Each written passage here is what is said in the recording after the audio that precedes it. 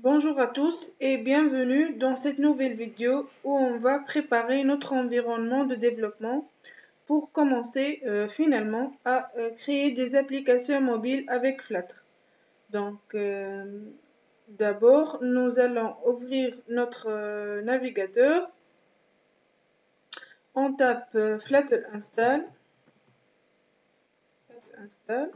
voilà, et on clique sur le premier lien bien sûr. Donc voilà, nous sommes dans la documentation officielle de Flutter. Donc d'abord, on doit choisir notre système d'exploitation. Donc vous pouvez choisir Linux, Mac OS ou Windows. Donc dans notre cas, nous allons travailler avec Windows dans cette formation. Donc on doit choisir Windows. Et voilà, dans cette page-là, nous allons trouver toutes les informations qu'on a besoin pour travailler avec Flutter. Donc, d'abord, ce qu'il faut faire, c'est pour utiliser Flutter, il nous faut un système d'exploitation Windows 7 ou plus avec 64 bits et un minimum d'espace disque libre de 400 mégas, sans bien sûr inclure l'espace disque qu'on doit prévoir pour l'installation des IDE et des différents outils. Donc aussi on doit installer Windows PowerShell qui est préinstallé sur Windows 10. On doit aussi installer Git pour Windows. Donc c'est très simple, il suffit de cliquer sur ce lien et normalement le téléchargement, voilà, le téléchargement va commencer. Donc je vais annuler juste parce que j'ai déjà Git. Donc on revient vers la page d'installation. Donc on clique sur télécharger Flutter Windows. Donc la dernière version stable c'est la version 1.12.13. Donc on clique ici et le téléchargement va commencer. Donc voilà, je vais aussi annuler parce que j'ai déjà Flutter. Donc lorsque le téléchargement se termine, on doit aller vers le dossier de téléchargement. Et voilà, le dossier téléchargé Flutter Windows version 1.12.13. On doit extraire ce dossier dans un répertoire que nous préférons.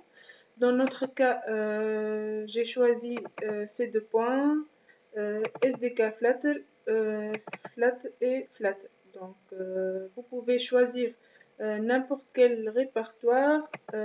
Essayez juste d'éviter de choisir, par exemple, Program Files, parce que ce dossier nécessite des droits d'administrateur qui peuvent causer certains problèmes. Donc voilà, notre SDK Flutter est bien installé dans ce chemin. Donc nous pouvons déjà essayer des commandes Flutter dans la Flutter console. Par exemple, taper Flutter espace version. Donc voilà, Flutter est installé, la version 1.12.13 et Dart 2.7.0. Donc voilà, Flutter est bien installé. Donc le problème ici, c'est que on ne peut pas utiliser Flutter ou taper des commandes Flutter que lorsqu'on est dans cet répertoire SDK, ces deux points, SDK Flutter et Flutter, et lorsqu'on est dans Flutter Console. Donc, ce qui est bien sûr non souhaitable. Donc, ce qu'on va faire, c'est très simple. Il suffit juste d'ajouter le chemin de Flutter dans la variable d'environnement. Donc, on va aller dans environnement, on tape env et variable d'environnement. Et ici, dans la variable path, on clique sur modifier et on clique sur nouveau et on colle ici le chemin vers Flutter. Donc, on va dans notre chemin, on va à bin, donc on copie ce chemin et on le colle ici. Donc, voilà, on valide par OK, OK et OK une autre fois. Donc, normalement, Flutter est bien installé.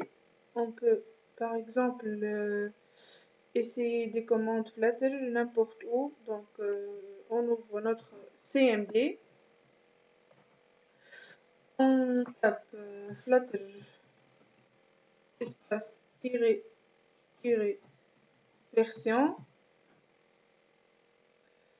Et voilà, Flutter, la commande Flutter est bien reconnue et Flutter est installé. Donc, Flutter 1.12.13 et Dart 2.7.0. Donc,